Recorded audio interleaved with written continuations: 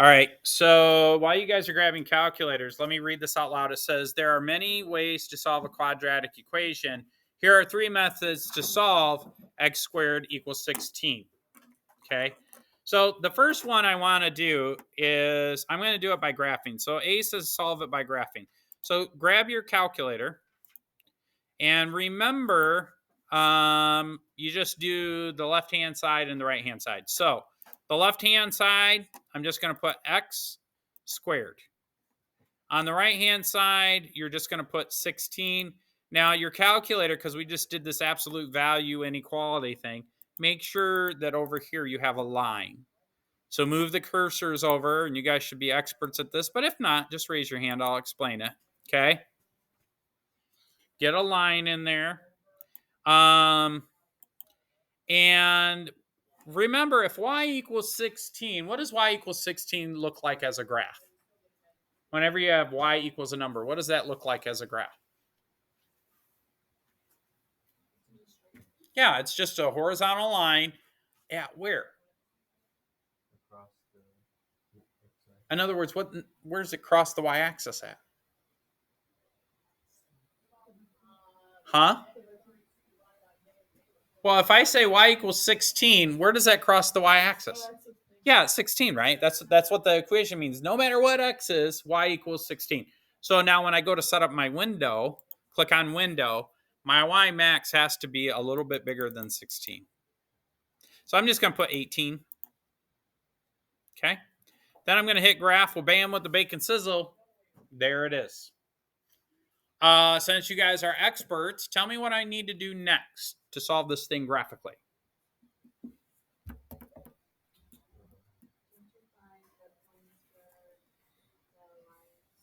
Yeah, what's the fancy word where the lines intersect? So to find the intersection, if we use our graphing calculator, I'm going to hit second and trace. Let me make this bigger so you guys can see it. Second and trace. See this little thing up here where it says calculate? Now this top row, all of these buttons deal with graphing. And this is a graphing calculator. So whenever I want to make a calculation with the graphs, I want to hit second trace. That gets me here. We want to find an intersection, so we go to intersection. Now let me explain what this means. It says first curve. Now it doesn't care which line you're on. It really doesn't. But the first curve is basically the calculator has a program that says we want to figure out where the first line and the second line cross. So what you do is you try to get really close to that intersection on the first line. Now, I'm a little above or below. I can't get too much closer. It doesn't matter. Just hit enter. Then it gets a little closer, and you can move this around. Now it says second curve. That means you're on the second line. Hit enter. Then guess. When you guess, you can move it closer or whatever. Anyways, when x equals 4, y equals 16, correct? All right. So now let's do the same thing on the other side. So hit second, trace again, go to intersection. Now on these vertical ones, here's a little trick. Hit the up cursor. And it switches me to my horizontal line. I like doing that because it's a little more precise. So now I've switched and I said my second line is my first curve. See how I did that? So I'm going to hit enter, and then I hit enter. I'm going to go up just a little. And I hit enter. So when x equals negative 4, y also equals 16. So I'm going to take a screenshot of that.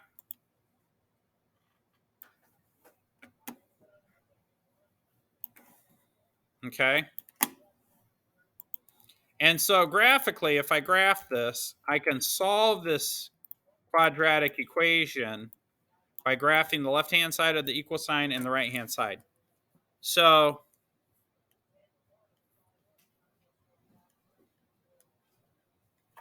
and I'm going to write on this a little bit. So we've got this point here and this point here. This occurs when x equals negative 4, y equals 16.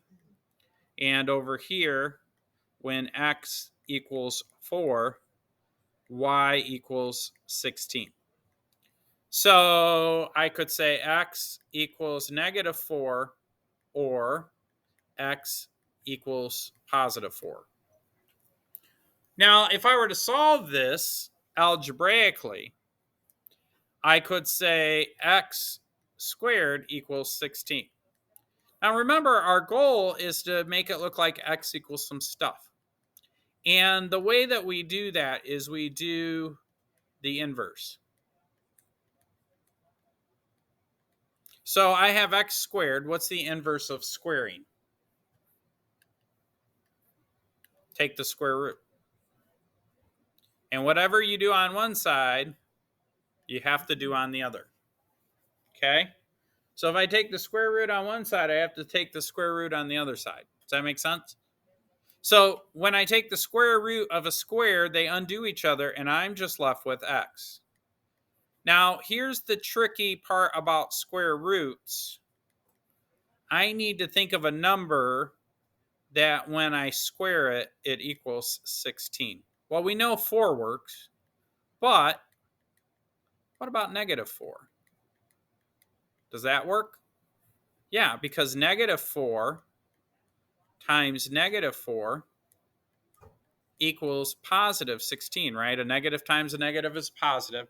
So whenever we take the square root, we always have to assume that it's plus or minus. So we would write it this way, plus or minus 4. Any questions on that? And the graph confirms it. Okay.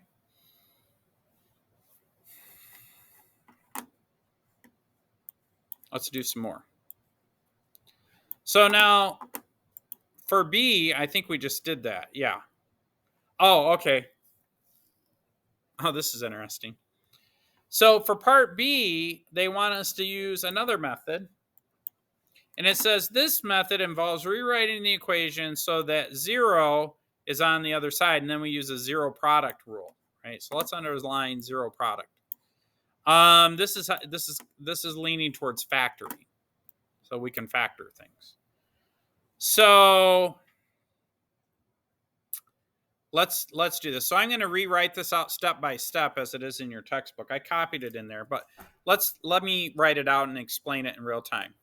So when I say x squared equals 16, we want to make it look like x squared. We want to make it look like ax squared plus bx plus c equals 0. In other words, we want 0 on one side of the equal sign. So here, if I want to move this 16, 16 is positive 16. How do I make 16 equal 0? Yeah, I'm just going to subtract 16 from both sides. And so when I do that, I get x squared minus 16 actually equals 0. Now, for this, you guys don't know this yet. I'm going to show you a method to find out what this is, but there's a couple of things. This is what we call a difference of squares. And we can use a guess and check method to figure out the difference of squares. Basically, I'm going to put my x squared here, and I'm going to put my minus 16 here. And then I know that x times x gives me x squared. Now we know the solution is positive 4 and negative 4, but what we really want to do is we want to think, what two numbers can I multiply to get 16? Negative 16 specifically. Yeah, negative 4 times positive 4 would work. You could also do negative 8 times 2. But we know that it's positive 4. That's why it's called guess and check, right? Guess and check. Now, here's an interesting thing. You multiply the row by the column. What's x times 4? Positive 4. 4x. Good. And what's negative 4 times x? Negative 4x. So what I've done is I've multiplied this out. Let's see what this equals, though. I see a lot more stuff. So this is x squared plus 4x minus 4x minus 16. Now, the reason we call this a difference of squares is because we have x squared and 16 is a square. What happens to these, the positive 4x and the negative 4x? Yeah, they cancel out and equal 0. So this whole thing, if I factor it, right, that's what we've done is we factor it, is x plus 4 times x minus 4 equals 0. Now, here's the tricky part about this. Once I've factored it, I want to do what we call prime factorization, and that simply means that I can't factor that anymore. I'm not going to dive into that too deep. This is prime factorization. All right. I can't factor any more out of that. So now, how do I guarantee that the product, in other words, it's going to be this multiplied by this, isn't 0 times 0 equal to 0? Yeah. So what I'm going to do is I'm going to take this factor of x plus 4, set it equal to 0.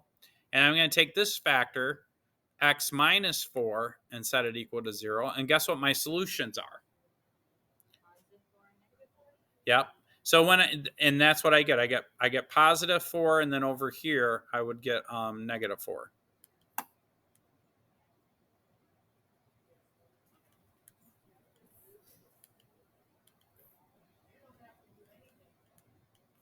Okay. Does that make sense?